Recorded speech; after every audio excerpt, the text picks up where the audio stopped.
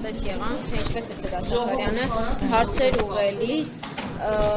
առերևույթ չի էլ թաքցում իսկ քաղաքական կողմնորոշումները, սա ինչպես եք մեկնաբանում եւ արդյոք նոր հիմքեր արդեն արկա չեն բացարկի։ Դե բացարկը ինչպես Սահմանադրական դատարանը հայտնեց, այս դեպքում կիրառելի եզրույթ չի, անհնարինության հարցներ, որը բարձրաձայնեցինք։ Սահմանադրական դատարանը նիստը բացելիս, երբ որ այս հարցերի քննարկման առարկա ենք դարձրել, իրենք հավաստիացրեցին, որ շատ լայնածավալ քննարկում են ունեցել եւ համոզվել են, որ Սեդա Սաֆարյանը անկողմնակալ է։ Սեդա Սաֆարյանը, ինչպես նկատել եք, դատավարության ընթացքում երբևէ որևէ մինչ այս պահը խոսքով որպես այդպեսին հանդես չէր եկել եւ առաջին մեկնարկը, որ կարող էինք պատկերացնել, թե ինչ պատկերացումներ ունի, ինչն է դատավորի համար կարևոր կամ անկարևոր, սկսեց նրանից, որ նախ սկսեց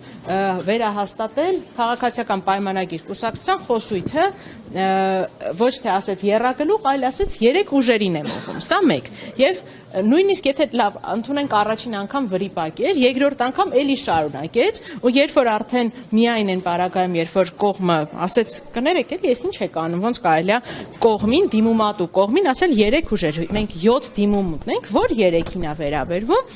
ասեց թե ուժեղ Հայաստան, Հայաստան դաշինք ու այդ պահին կարծես թե ինչ որ մի բան իր մեջ շարժվեց, էլի ուզում էր հասկանալ դա չէ, բայց դրանից հետո արդեն իր հայտարարությունները, որոնք դուրս էին գալիս առհասարակ այս քննարկման շրջանակներից, որոնց ես նույնիսկ հիմա ես կարող եմ կանխատեսում անել, որ առհասարակ արտաքին միջամտության հարցին Սահմանադրական դատարանը իր եզրափակիչ գրավոր որոշմամբ որևէ անդրադարձ չի կատարելու, բայց ինքն օգտագործեց ի պաշտոնե այդ հարթակը, որպեսզի եւս մեկ անգամ առաջ բերի այն թեզերը, որոնք շրջանառվում են քաղաքացիական պայմանագիր կուսակցության կողմից եւ գումարած դրան կարծես թե տպավորություն էր, որ այս նախորդող 3 ծանրաբեռնված օրերի շրջանակներում, երբ որ սենց հեղեղ է տրվում իրավախախտումների, ընտրախախտումների, երբ որ կենտրոնական ընտրական հանձնաժողովը ընդունում է, որ ինքը փաստացի ամբողջ նախընտրական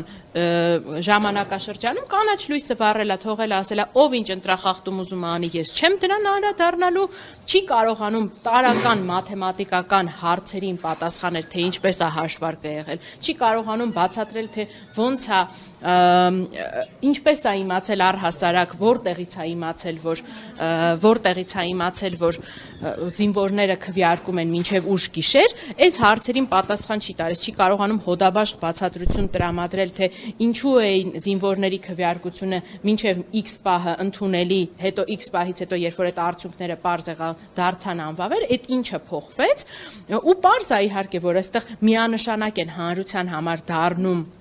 ընտրությունները անվավեր ճանաչելու հիմքերը, փորձում է այսպես հանրային ընկալման ուղղությունը փոխել այլ ուղղությամբ եւ առաջ բերել այն թեզերը, որոնք ակտիվորեն շրջանառվում են քաղաքացիական պայմանագիր կուսակցության կողմից։ Տիկին Սողոյան, ի պատասխան Սեդա Սաֆարյանի հարցի, պարոն Արծվիկ Մինասյանն ասաց, որ դիմումում նման հիշատակում չկա, սխալ է հիշում, ի վերջո կա դիմումում նման հիշատակում, թե չկա։ Մեր դիմումում չկա, ես ինչպես հասկացա պարոն Օրբելյանի խոսքից, իրենց դիմումում կան հիշատակում խախտման մեր վստահված անձի, մենք այդպիսի դեպք չենք արձանագրել առհասարակ, փորձեցինք նաև այդ դեպքից հետո 258 որոշման մեջ ման գալ այդպիսի բան, չգտանք եւ կարող ենք առերևույթ պնդում անել, որ Սեդա Սաֆարյանը զրպարտել է Հայաստան դաշինքին իդեմս իր վստահված անձի։